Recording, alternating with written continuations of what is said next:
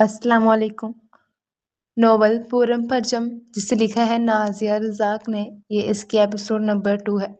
وہ حشاش پشاش تازہ دم ہو کے کمرے سے باہر نکلا۔ ولایت بنگش نے اپنے 6 بیٹوں اور 6 پوتیوں کے ہمراہ رام پور میں پتھریلی حویلی کے نام سے مشہور اس حویلی میں رہتے تھے۔ بہت بڑی حویلی کے چاروں طرف کمرے ہی کمرے تھے۔ دائیں طرف پتھر کی جالیوں سے ایک حصہ مخصوص کر کے وہاں کھلا باورچی خانہ بنایا گیا تھا۔ مردوں کے لیے لکڑی کے بڑے پیڑے تھے، وہ آتے تو ملازمائیں وہ آگے کر دیتی، کھا کے اٹھتے تو اٹھا کر برآمدوں میں سجا دیتی۔ وہ پاؤں کی دھمک پیدا کرتا ہوا آیا اور گلشیر کے ساتھ بیٹھ گیا۔ سندلی کھانا آگے رکھنے لگی۔ 7-8 لڑکے بیٹھے تیز تیز پشتوں میں کوئی بات کر رہے تھے۔ موسیٰ کو جلدی تھی، 8 بج گئے تھے، جبکہ 9:30 اسے پرانی حویلی پہنچنا تھا۔ گلشیر اس کا چچا زاد تو تھا ہی، مگر وہ اس کا سب سے اچھا دوست بھی تھا۔ وہ اس کی آستین کھینچ کر متوجہ کر رہا تھا۔ تو نے وہ چودھریوں کی لڑکی دیکھی ہے جس کا ذکر ارباز کر رہا ہے؟ موسیٰ کے ہاتھ رکے۔ نشتازہ؟ Brigade road?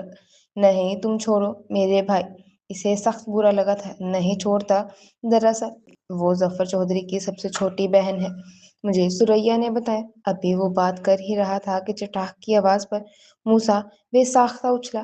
اسے لگا یہ تھپڑ اسے لگا ہے، مگر گلزار لالا سرخ آنکھیں لیے گلشیر کو گریباں سے پکڑ کر اٹھا رہے تھے۔ وہاں بیٹھے سب ہی لڑکے ایک ساتھ اٹھے۔ تیری موری نے یہ نہیں بتایا کہ رزق کھاتے وقت رب کا نام لیتے ہیں، کفر کا ذکر نہیں کرتے، منہ پلید ہو جاتا ہے۔ پھر تو ان پلیدوں کا نام بھی کیسے لے رہا ہے؟ رزق سامنے رکھ کے حیران سب ہوئے، مگر موسیٰ کو یہ بات کوڑے کی طرح لگی۔ وہ لہو لہان ہو گیا۔ اتنی نفرت نوالا اس کے ہاتھ سے چھوٹ گیا۔ وہ سن سا وہیں بیٹھ گیا۔ لوگوں کی دشمنیاں ہوتی ہیں، ہماری صرف نفرت، صرف نفرت۔ کوئی ان کا نام بھی نہ لے، اس گھر میں نام بھی نہ لے، ورنہ سانس تک کے ٹکڑے کرے گا یہ بنگش اس کے۔ گلزار لالا آگے بڑھ گئے۔ موسیٰ خان کوئی عورت ہوتا تو بین غر کر کے روتا۔ اس نے سر میں اٹھی ٹیسوں کو آنکھیں میچ کر دبایا۔ موسیٰ، کیا آج پانی پہ نہیں جائے گا؟ رہبازی کو کہہ دو ہم وہ سر پاؤں لپیٹے کھیستانے سے شام ہی لیٹا تھا، تو منہ کیوں چھپا رہا ہے؟ منہ تو گلشیر کو چھپانا چاہیے، مگر دیکھ وہ تو سربت کے ساتھ مل کے گامے سے تاش کی بازی لگا رہا ہے۔ گلباز نے اس بار کھینچ کر کھیس اتارا۔ موسیٰ کی نظریں گھڑی پر ٹکی۔ 10 بج گئے تھے۔ وہ کروٹ لے کر لیٹ گیا۔ سر میں شدید درد تھا۔ لالا، او لالا، نشتہ سترگیمنم، آنکھیں بند نہ کر، میری بات سن۔ جمال اس کا چھوٹا بھائی تھا، جبکہ خوشحال بڑا۔ وہ منجلا تھا، خوشحال کوہاٹ میں ہوتا تھا۔ وہ جنگلات کے محکمے میں اعلیٰ عہدے پر تھا۔ گاؤں کی دشمنیوں سے دور وہ آرام سے زندگی بسر کر رہا تھا، جبکہ جمال ابھی 70ویں سال میں داخل ہوا تھا۔ وہ دشمنی سے خار کھاتا تھا۔ وہ صرف پشتو فلمیں دیکھنا چاہتا تھا، خاص طور پر صوفیہ خان کی۔ موسیٰ ظہیر خان کا وہ بیٹا تھا جسے ولایت خان بنگش مرد سمجھتے اور اپنا دایاں بازو مانتے تھے۔ کچھ معاملوں میں وہ حد سے زیادہ شفاف تھا، اور یہی شفافیت اسے ولایت خان کی نظر میں ممتاز کرتی تھی۔ کیا ہے؟ وہ کھیس کے اندر سے ہی بولا۔ کچھ پیسہ دو، ہم فلم دیکھیں گے۔ وہ ابھی چھوٹا تھا، مورے کے ساتھ رہنے کی وجہ سے زبان زیادہ پشتو ہی تھی۔ اس وقت زمرد اپنے پیسے سے فلم لائی ہے، صوفیہ خان کی سے بولی، پیسہ لاؤ، لو دے ڈالوں۔ وہ تایا زاد مرد لالا کی بات کر رہا تھا۔ موسیٰ نے بے دلی سے جیب میں ہاتھ ڈالا اور جو ہاتھ لگا نکال کر اسے تھمایا۔ گلباز چہل قدمی کو نکل گیا۔ موسیٰ پھر سے چادر اوڑھنے لگا۔ کروٹ بدل بدل کر تھک گیا۔ آنکھیں میچ میچ کر بھی دیکھ لی، مگر نیند نہ آئی۔ 11:30 بجے ہمت جواب دے گئی۔ وہ اٹھ بیٹھا۔ بستر پر لیٹے باقی پانچوں اسے دیکھنے لگے، جو تیزی سے دروازے کی طرف بڑھا تھا۔ او بھائی کدھر؟ کسی نے ہانک لگائی۔ ایک کام بھول گیا تھا۔ وہ سنسان گلیوں میں بھاگتے ہوئے ایک جگہ رکا، دیوار میں نصب دیا اکھاڑ کر پھر سے رفتار پکڑی، پیپل والی گلی میں دیے کو بمشکل سنبھالتا پرانی حویلی کی چھت تک پہنچا۔ ہر بار کی طرح ہاتھوں پر زخم آ گئے، پاؤں کی انگلیاں مڑی، سانس پھول گئی، مگر وہ پہنچ ہی گیا۔ وہ ہر بار کی طرح وہ سیدھا سے گنبد پر پاؤں دھرے سمٹ کے بیٹھی تھی۔ سارے گاؤں میں ہو کا عالم تھا۔ پیپل کے پتے گھڑی گھڑی تالیاں پیٹتے ان دونوں کے حوصلے کو داد دیتے۔ وہ پیچھے سے دھمک پیدا کرتا ہوا آیا، سامنے والے گنبد پر بیٹھ گیا۔ 12 تو بجے نہیں، چل تیرا وقت بدل دوں۔ وہ اس کے رویے کی طرف اشارہ کرتا ہوا بولا، یوں جیسے کچھ ہوا ہی نہ ہو۔ پھر ہتھیلی اس کی ناک پر جمائی اور باقی پنجہ چہرے پر پھیلایا، پھر ہاتھ دائیں طرف گھمایا۔ جنت نے اس کا ہاتھ جھٹکا، اپنی جگہ سے اٹھ کھڑی ہوئی۔ میں 11:30 بجے تک صرف تیری غیرت دیکھنے بیٹھی رہی ہوں کہ کیسے کوئی لڑکی اپنا سب کچھ داؤ پر رکھ کے یہاں تک آئی اور آگے والا اپنی اوقات ہی دکھائے گا۔ جنت اور یہ بتانے بیٹھی تھی کہ کب کبھی ادھر آیا تو منہ توڑ دوں گی۔ اگر آج نہ بتاتی تے اگلے بدھ تو پھر آتا۔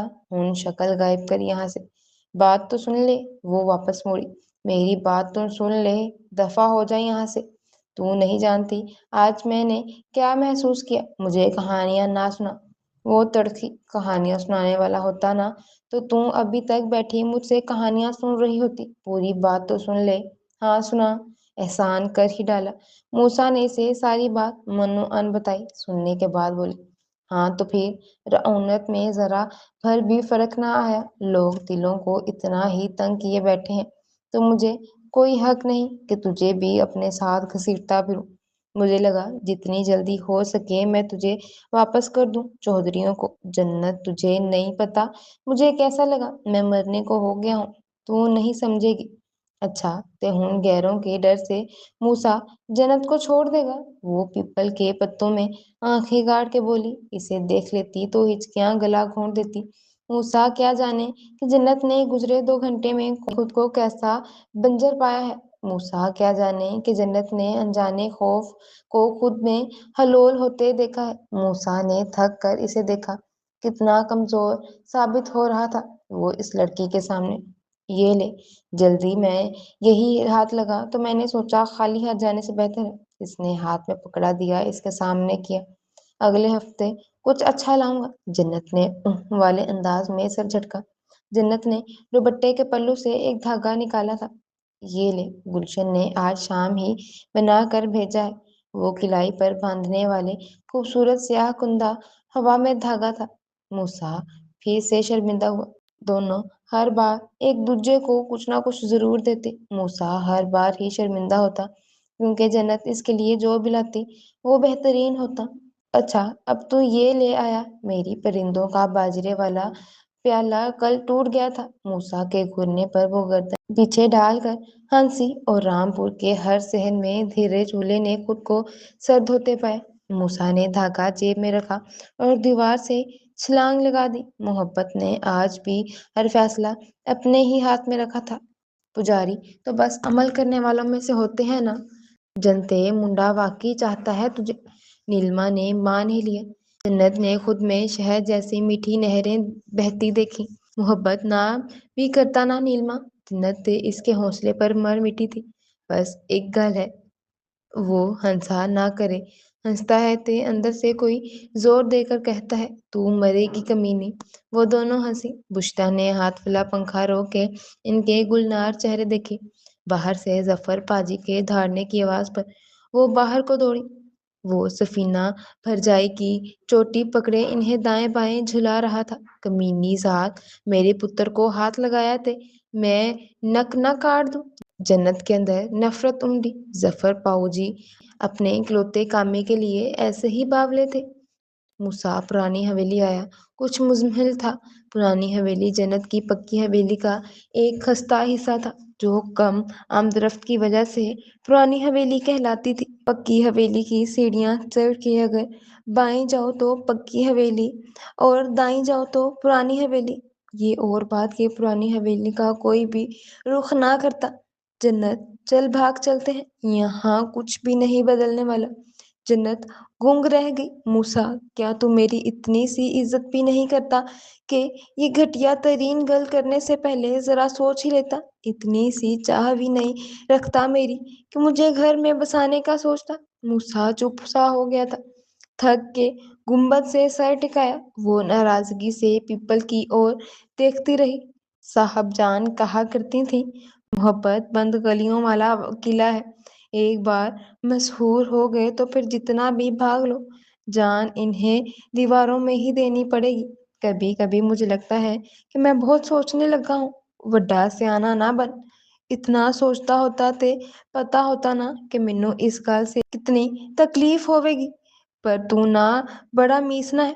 تو نے سوچیا من گئی تے موجاں ادھر لے جاواں گا پٹھانوں میں کوہاڑ کی طرف، جہاں نہ بولی سمجھ میں آئے گی، نہ کھانوں کی نہ مکانوں کی، تے آپو آپ مر کھپ جائے گی۔ پر میں بھی چوہدرائن ہوں، چوہدرائن کوئی کمی کمین نہیں، تیرے سر دی قسم مر جاؤں گی اس پیپل کی طرح، ہر شے سہ لوں گی مگر تیرے نال کہیں نہیں جاؤں گی جب تک جنج نہ لے کر آئے، ایسی جنج جو 24 گاؤں دیکھے۔ کچھ آیا سمجھ میں؟ موسیٰ نے کانوں پر ہاتھ دھرے۔ کتنا بولتی ہے تو، اسے صرف یہی بات قابل اعتراض لگی۔ جنت واقعی چپ ہوگی۔ میں سچی نال بڑا بولتی ہوں نا، اپنے سر پر چپت لگائی۔ آپا جی کہتی ہیں اگلے گھر اتنا بولی گئی تے اگلے نے جوتا اتار لینا ہے موسیٰ؟ واقعی بڑا ہی کوئی بد نصیب ہوگا جسے سنہری کی بجائے سرخ رنگ پسند ہوگا۔ دونوں نے ایک دوجے کو دیکھا اور سچی ہنسی پیپل کو دان کر دی۔ ویسے میرے لالا کہتے ہیں کہ عورت کو مارنے سے بہتر ہے کہ بندہ خود کو 2 جوتے لگا لے، کیونکہ چند دن بعد بھی تو یہی کرنا ہوتا ہے۔ جنت اتنا ہنسی کہ آنکھوں میں آنسو آ گئے۔ موسیٰ نے جیب سے کچھ نکال کر جنت کے سامنے کیا۔ وہ دنگ رہ گئی۔ وہ پیتل کی نفیس سی 2 چوڑیاں تھیں جن پر راجستھانی کام انتہائی باریک سا تھا۔ موسیٰ کی جنت، جنت کا موسیٰ۔ جنت نے جواباً کہتے ہوئے پیپل کا پتا اس کے سامنے کیا۔ وہ مسکرایا۔ پتے پہ ان کے دونوں کا نام کڑا تھا۔ جنت پھر جیت گئی۔ جنت نے اسے گھورا مگر وہ سنجیدہ تھا۔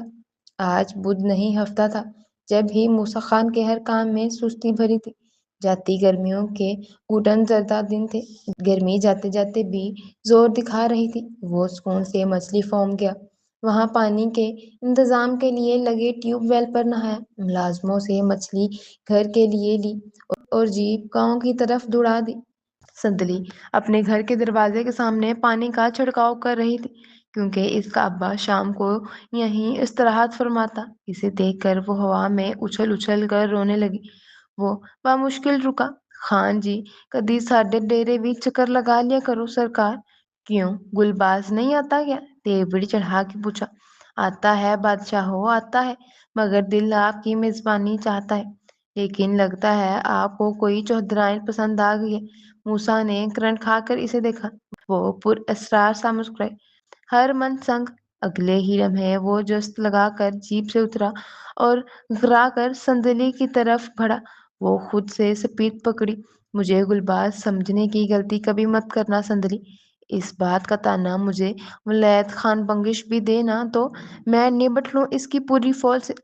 جتنا دھندا چل رہا ہے نا اتنا ہی چلا، بڑی مچھلی کی ٹو میں کہیں جال ہی نہ گنوا بیٹھی۔ سارا محلہ سانس روکے دیکھتا رہا اور موسیٰ خان نے اپنے بھیدی ہرمن سنگ کے سرہانے جا پہنچا۔ مجھے نہیں کھانا یہ سب چارہ، کوئی ڈھنگ کا انسانوں والا کھانا پکایا کرو گھر میں۔ وہ گھر میں ساگ چکھے بنا چھوڑ آیا تھا اور جنت نے آتے ہی کٹورا سامنے کیا۔ جنت کا موسیٰ، یہ ان دونوں کا دلار تھا، لاڈ تھا، مگر موسیٰ ساگ دیکھ کر سانس روک گیا تھا۔ موسیٰ کی جنت، اس نے اپنے باغ کے 4 کچے سنگترے اس کے سامنے کیے۔ جنت نے چٹخارا لیا۔ موسیٰ نے اس کا انداز دیکھا اور سرشار ہو گیا، اتنا کہ ساگ بھی کھانے لگا۔ یہ محبت کے مارے بھی نا موسیٰ، یہ تمہاری ہماری لڑائی کیسے ہوئی تھی؟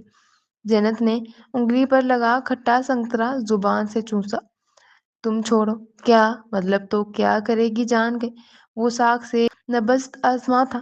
تو بتا تو، وہی جو پنجاب میں 80% دشمنیوں کی وجہ ہوتی ہے، یعنی تیرے ابا ظفر پاجی نے ہمارا پانی توڑا تھا۔ اس سال ہم نے سارا سرمایہ منجن پر لگایا تھا، فصل تیار کھڑی تھی، پانی نہ ملتا تو ہم تباہ ہو جاتے، مگر وہی ہوا، چودھریوں نے اپنا آپ دکھایا، بس پھر ہو گئی لڑائی شروع، ہم نے تمہارا اور تم نے ہمارا۔ پانی کہاں سے توڑا تھا؟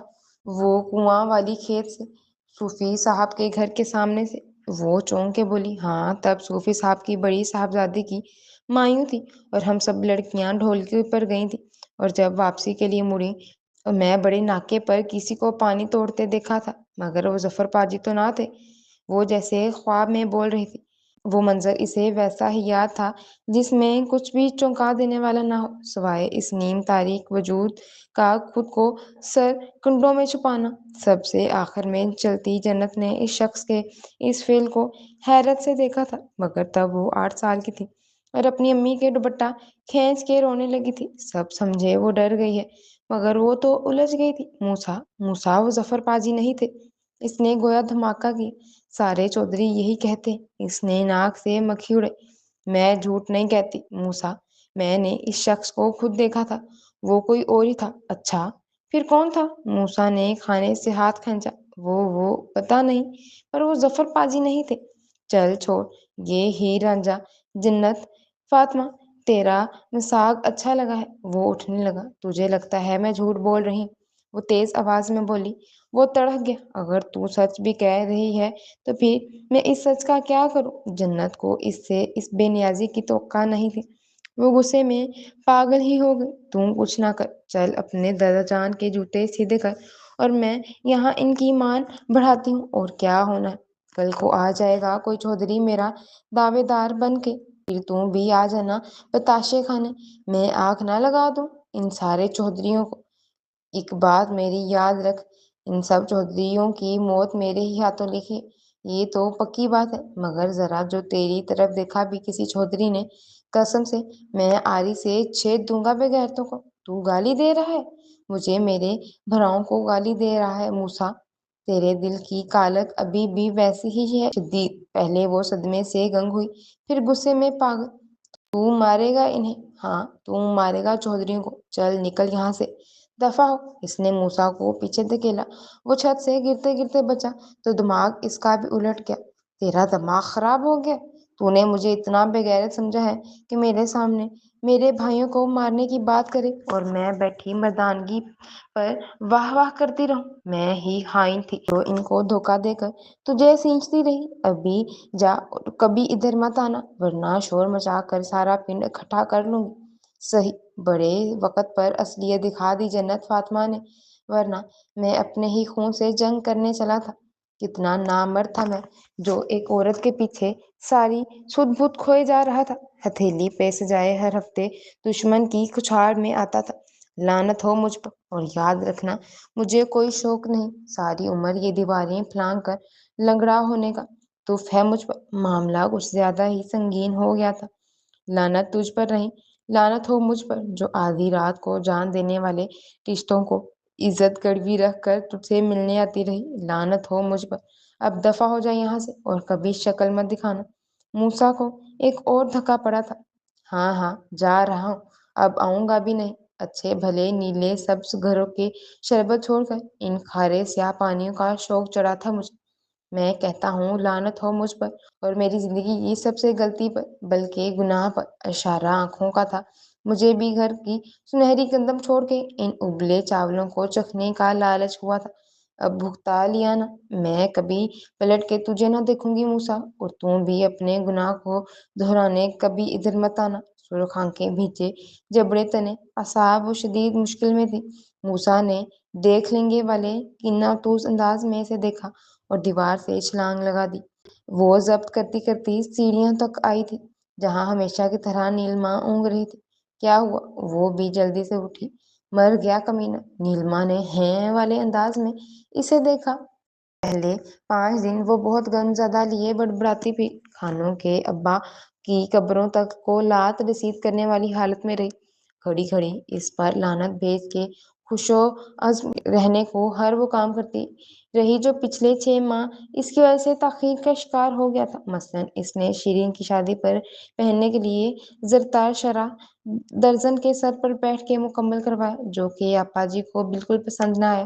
سردیوں کے نئے کپڑے بھی خرید لائی اور سینے کو بھی دے ڈالے، مگر چھٹے دن صبح اٹھتے ہی وہ معمولی سی بات پر وہ چڑی کہ 1 ماہ بعد اس حویلی سے رخصت ہو جانے والی شیری سے بھی الجھ پڑی۔ 7ویں دن سفینہ بھرجائی کے بھائی کا اٹلی سے بھیجا جانے والا چائے دان توڑ بیٹھی اور ان کے بولنے سے پہلے ہی کہنے لگی، اب آپ بھی کہہ لیں مجھے میں ہوں ہی ایسی، آپ سب کی ناک میں دم کر دینے والی۔ ایک کاش اماں نہ مرتی، ایک کاش ابا مجھ سے یوں غافل نہ ہوتے، ایک کاش میں بھی اپنے گھر والی ہوتی۔ آپا جی کا تسبیح گھماتا ہاتھ کانپ اٹھا۔ یہ خود ترسی جنت نے پہلے تو کبھی نہ دیکھی۔ رات بہوؤں کے سامنے ہاتھ جوڑ بیٹھی وہ الگ حق دک، آپا جی ہمیں تو شیریں بشرا سے بڑھ کر ہے، ہم نے تو کبھی وہ جو 7 دن زبان سے ہر کسی کو نیلو نیل کر رہی تھی، 8ویں دن مردوں کی سی خاموشی تان کے بیٹھ گئی۔ خان صاحب جان کی حویلی سے خیر آئی تھی، ساری لڑکیاں پیپل کے نیچے دھری چارپائیوں پر خیر کے ساتھ مصروف تھی، صاحب جان کا احوال دریافت کر رہی تھی۔ آپا جی کی آنکھیں نم ہو گئی، بہن کو دیکھیں تو مدتے ہو گئے، سوچا تھا بھانجی کو تو دیکھ پاؤں گی، تو وہ بھی فالج سے چارپائی کی ہو گئی۔ چلو رب دی رضا۔ ولایت خان بنگش کی سوجا کنیز آپا جی کی بڑی بہن تھی، صاحب جان آپا جی کی بھانجی تھی۔ شاید خاندانی دشمنی کے باوجود وہ خالہ سے کنارہ کشی نہ کر سکی، مگر اب وہ خود بیماری کا شکار تھی تو آپا جی اکثر یوں ہی آہیں بھرتی رہتی اور مرد جان کے انجان بنے رہتے۔ جنت پتر ادھر آ، بالوں میں تیل ڈال دوں پھر نہا لینا، کل جمعرات ہے، اس واسطے کل ہرگز نہ نہانا۔ چل اٹھ شاباش، آپا جی اسے پچکار رہی تھی اور وہ جو بدھ کو بھولنے کے لیے سب جتن کر رہی تھی ایک دم چیخ اٹھی، نہ مجھے نہیں لگوانا تھے، بال خراب بھی ہو گئے تو کیا ہے، مینوں کون سا نیلام گھر وچ بالوں سے ٹرک بھینچنا ہے۔ لڑکیاں زور سے ہنس دیں، آپا جی تلملائی، آپا وڈی کی زبان تو دیکھو کیسے بات کو کاٹ کاٹ کر رکھتی ہے، ذرا جو لحاظ کر جائے، دیدوں میں ذرا شرم نہ رہی اس کے۔ ہاں تے ٹھیک ہے، میں ہی بے شرم بدحیاء تو ساری کی ساری بری ہوں، کیا ضرورت ہے مجھ سے بات کرنے کی کسی کو، کوئی گل نہ کرے مجھ سے، میں ایسے ہی بھلی۔ وہ زور و شور سے رونے لگی۔ لڑکیاں کھانا پینا چھوڑ کر بھاگ کے آئیں، مگر وہ کمرہ بند ہو گئی۔ رات کو جب میاں جی نے دروازہ کھلوایا تب تک وہ شدید بخار میں مبتلا مرنے والی ہو رہی تھی۔ او موسیٰ ادھر آ، او کیا ہوا ہے تجھے، کتنے دنوں سے دیکھ رہا ہوں ہر کسی کو کاٹ کھانے کو ڈور رہا ہے، کتے کو 3 بار مارا ہے تو نے، اور فضل نائی بھی کہہ رہا تھا کہ تو خط بنوانے گیا تھا اور چھوٹی سی بات پر اس کی درگت بنا کے آیا ہے۔ گھر میں شاہ زینہ کو بھی صبح بے وجہ ڈانٹ رہا تھا، خیر تو ہے، اتنی گرمی میں کیوں خار کھا رہا ہے، ضمیر لالا سخت لہجے میں دریافت کر رہے تھے جس کا وہ عادی نہ تھا۔ کچھ نہیں ہوا، کیا ہونا ہے مجھے، وہ تو دتا بھوری کو زنجیر سے مار رہا تھا، میں نے منع کر دیا بس۔ لالا آج میں پانی پہ نہیں جاؤں گا، تو اقبال اور گلباز کو بھیج دینا، ہرمن میرے ساتھ ایک یار کی مہندی پر جائے گا۔ وہ تو صحیح ہے، مگر تو یہ سچ بتا کہ معاملہ کیا ہے، 3 بار تو تیرا ہاتھ ہی کٹا ہے کام کرتے ہوئے، اور یہ بڑبڑاتے ہوئے دیواروں کو لاتیں کس کے نام کی رسید کر رہا ہے۔ اس نے سر اٹھا کر انہیں دیکھا جو مشکوک نظروں سے دیکھ رہے تھے۔ دیکھ اگر چودھریوں کا معاملہ ہے تو پھر خاموشی بے وقوفی ہے، جانتے ہو نا کہ وہ کتنے سفاک اور گھاک ہیں، پیچھے سے وار کرتے ہیں، اس لیے کہہ رہا ہوں اگر طارق نے کوئی چبھتی ہوئی بات کہہ دی ہے تو ہمیں بتا، ہم خود دیکھ لیں گے، خود سے کوئی قدم نہ اٹھانا۔ وہ کتنے سفاک ہیں اس بات کا تو رونا ہے، میں دیکھ لوں گا، اگر ضرورت پڑی تو آپ پریشان نہ ہوں۔ ہرمن نے تعصب سے سر ہلایا، وہ چہدرائیں اس جوان کی جوڑوں میں بیٹھ گئی تھی، یقیناً اس نے یہی سوچا تھا۔ 2 ہفتوں میں اس کی ساری اکڑ نکل گئی تھی، بخار تھا کہ جان نہ چھوڑتا، وہ تھی کہ چپ نہ ہوتی۔ آپا جی نے سب ڈاکٹر حکیم بلا ڈالے، رامپور کے گردنواں کا ہر مزار چراغ روشن کر ڈالا، مگر وہ دن بدن مایوس ہوتی گئی۔ نیلما اب اگر کبھی نظر آیا وہ مجھے تو میں نے کبھی پہچانوں بھی نہ، اللہ کرے مر جائے کمینہ، وہ ہچکیوں سے کہتی۔ وہ کہتا تھا جنت رو کے دکھا، اب روتی ہوں تے دیکھنے ہی چلا آئے۔ نیلما خاموشی سے سنتی جاتی۔ نیلما بھلا موسیٰ جنت کو بھول سکتا ہے؟ چل غلطی میری ہی سہی، پر کچھ کہے تو۔ جیسے جیسے دن گزر رہے تھے اس کی چپ طویل ہو رہی تھی۔ اس دن ظفر پاجی کی تشویش بھری تو اسے شہر لے گئے۔ 2 دن وہاں رہنے کے بعد وہ کچھ بہتر ہوئی تو واپس لے آئے۔ رامپور کے داخلی رستے پر بارات کا جمگھٹا لگا ہوا تھا۔ نکسک سے تیار باراتی، ڈھول تاشے، وہ خالی خالی نظروں سے سب دیکھ رہی تھی۔ گاؤں کو مڑنے والی گاڑیاں ہولے ہولے رواں تھیں۔ ایک لمحے کو اسے دوسرے گاڑی کا شیشہ نظر آیا تھا اور وہ تھم گئی۔ موسیٰ ساتھ بیٹھے گاڑی چلاتے لڑکے سے بات کر رہا تھا۔ چہرہ دوسری طرف تھا مگر اس نے پہچان لیا، وہ جھلایا ہوا دکھتا تھا۔ ظفر پاجی نے مقبول کو گاڑی آگے کرنے کو کہا اور وہ گاڑی کو جھٹکا لگا۔ وہ چونک کر سیدھی ہوئی مگر موسیٰ نے دیکھ لیا۔ اسے لگا جیسے جنت کی آنکھوں میں پہچان کم تھی۔ اس نے ذریعہ کو گاڑی آہستہ کرنے کو کہا تاکہ چودھریوں کی گاڑی گزر جائے۔ ایک بے چینی سی تھی جس نے روم روم پہ قبضہ کیا تھا، ایسی بے چینی جو فیصلہ کن تھی۔ اگلے دن نیلما اسے کھینچ کھانچ کے چھت پر لائی تھی جہاں سب لڑکیاں چارپائیوں پر بیٹھی مالٹے کھا رہی تھیں۔ سردیاں اب شدت پکڑ چکی تھیں۔ سارے رامپور پر قہر چھایا رہتا۔ وہ سیاہ شال کو خود پر لپیٹے سب کے ساتھ شریک ہو گئی۔ لڑکیاں اگلے ماہ ہونے والی شیریں کی شادی کے لیے خاص تیاریوں میں لگی ہوئی تھیں۔ وہ ان کی باتوں سے اکتا کر گڈو کے گھر میں جھانکنے لگی۔ خالہ گندم دھو کے پھیلا رہی تھی اور وہ یقیناً سون حلوہ بنانے والی تھی۔ جنت منڈیر پر ٹک گئی، ہتھیلی کو گال پر جمائے وہ خالہ کو دیکھتی رہی۔ بمشکل 40 کی خالہ کو بیوہ ہوتے ہوئے بھی 6 سال ہو چکے تھے۔ کیسے ظالموں نے دن دہاڑے ان کے کارخانے میں گھس کر انہیں مارا تھا اور جواباً انہوں نے جیل میں قید ان کے بندے کو مروا دیا۔ پھر سب یوں ہی چلنے لگا۔ گولی دونوں طرف سے چلتی اور زرد میں زیادہ تر مظاہرے ہی آتے، کبھی ادھر کے کبھی ادھر کے۔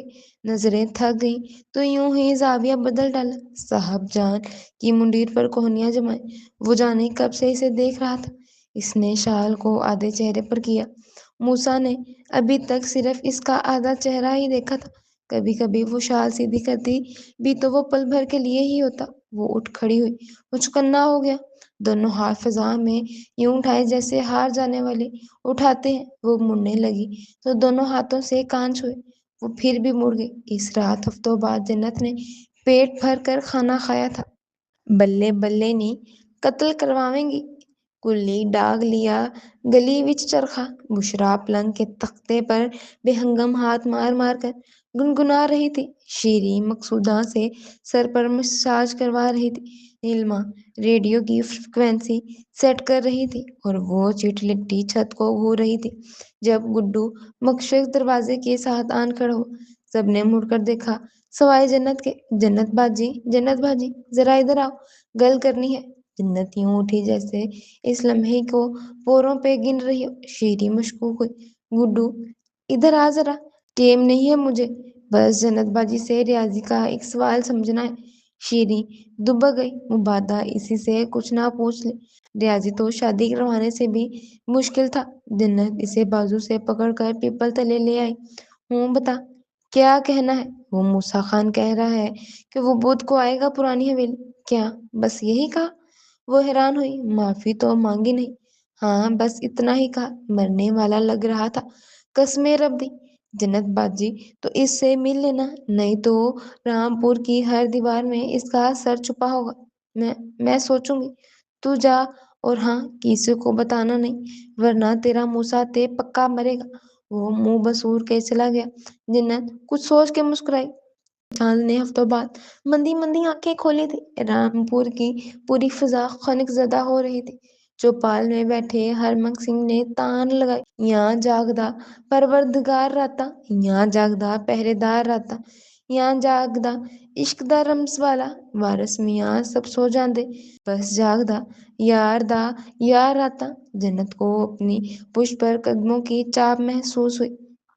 دل چاہا مڑ کے دیکھ لے، مگر وہ گردن اکڑا کے بیٹھی رہی۔ وہ سامنے منڈیر پر آن بیٹھا تھا، ایک جھجک سی تھی جو دونوں کی رویوں میں تھی، ایک سرگوشی تھی جسے دبائے وہ دونوں الفاظ ڈھونڈ رہے تھے۔ اگر اس بت بھی نہ آتا تو مر جاتی۔ اس نے آدھے چہرے پہ گنڈی بیماری دیکھ لی۔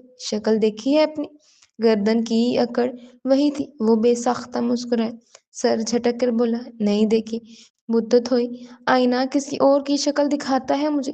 اب جتنے بھی الفاظ بول لے موسیٰ خان بنگش، میں یہ کبھی نہیں بھولنے والی کہ تو نے مجھے اپنی زندگی کا گناہ کہا تھا، اور تو نے مجھے 3 دھکے دیے تھے جنت فاطمہ چودھری۔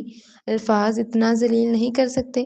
دونوں نے خاموشی سے الفاظ ڈھونڈے۔ مجھے لگا اب تو کبھی نہیں آئے گا ادھر، اور مجھے لگا تیری زبان سے زیادہ کڑوا تیرا دل ہو گیا ہے میری طرف سے۔ تو سچ میں میرے بھائیوں کو مارے گا موسیٰ؟ او نہیں، وہ بس ایویں کہہ دیا تھا، ورنہ تو جس دن پہلی بار تجھ سے ملا تھا اسی دن سوچ لیا تھا کہ دشمنی بڑھاؤں گا نہیں، ہو سکے تو کم ہی کروں گا۔ تو بس یہ بتا کہ موسیٰ کو پھر کبھی ایسی سزا نہیں دے گی نا؟ باقی جو سوچ کر آیا تھا سب بھول گیا، حالانکہ 3 بار ایک لائن دہرائی تھی۔ کل رات جنت کی حسین فضا میں موجود دھن کے رتھ پر سوار ہو کے پورے رامپور کو اس بات کی رضامندی پہنچا دی کہ اب مر کے بھی یہ ستم خود پر نہیں کرے گی۔ ہوائیں اپنے ساتھ خوشیاں لیے گھومتی، آتے جاتے اس پر لٹاتی۔ اس کی کھلکھلاہٹیں روئے زمین پر امید بڑھا دیتی۔